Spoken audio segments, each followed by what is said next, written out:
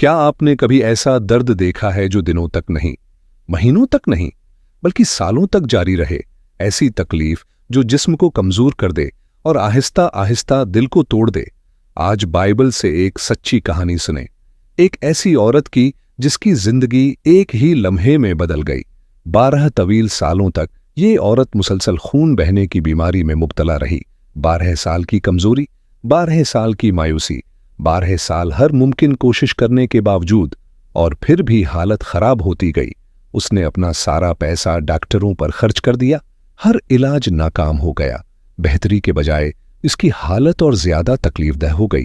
उन दिनों इस बीमारी वाली औरत को नापाक समझा जाता था। लोग उससे दूर रहते थे। वो सिर्फ बीमार नहीं थी, वो तन्हा भी थी, लेकिन उसके दिल के अंदर एक चीज अभी भी जिंदा थी, ईमान।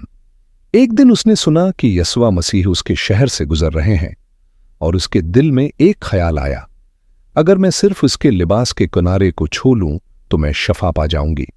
अपनी कमजोरी के बावजूद और इस भीड़ के बावजूद जो यस्वा के इर्द गिर्द जमा थी, वो आगे बढ़ी।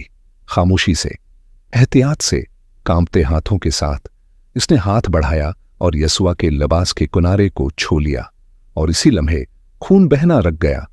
12 साल की तकलीफ के बाद शफा उसके जिस्म में बहने लगी। यस्वा रख गए। यस्वा अचानक रुके और पूछा, किसने मुझे छुआ? शागिर्द हैरान हो गए। ऐ खुदावंद, भीड़ आप पर दबाव डाल रही है। लेकिन यस्वा ने जवाब दिया, नहीं, किसी ने ईमान के साथ मुझे छुआ है। मैंने महसूस किया कि मुझसे कुदरत निकली है। औरत खौफ से कांपती हुई आगे आई और उसने सच बता दिया, और यस्वा ने मोहब्बत से उससे कहा, बेटी, तेरे ईमान ने तुझे शफा दी है, सलामती के साथ जा। इस लम्हे वो बहाल हो गई, न सिर्फ जिस्मानी तौर पर बल्कि जज्बाती और मुआशरती तौर पर भी। उसकी तकलीफ खत्म हो गई, इसकी इज्जत बेहाल हो गई, इसकी जिंदगी नए सिरे से शुरू हो गई।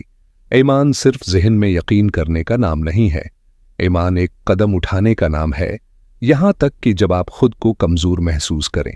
शायद आप भी किसी ऐसी मुश्किल का सामना कर रहे हैं जो सालों से जारी है। शायद एक ऐसा दर्द जो कभी खत्म न होने वाला लगता हो। ये बात याद रखें, जब ईमान जिंदा होता है तो मौजज़े आपके ख्याल से भी ज्यादा करीब होते हैं। अगर ये कहानी आपके दिल को छू गई है तो वीडियो को लाइक करें, शेयर करें और रियलिटी ऑफ गॉड को सब्सक्राइब करें।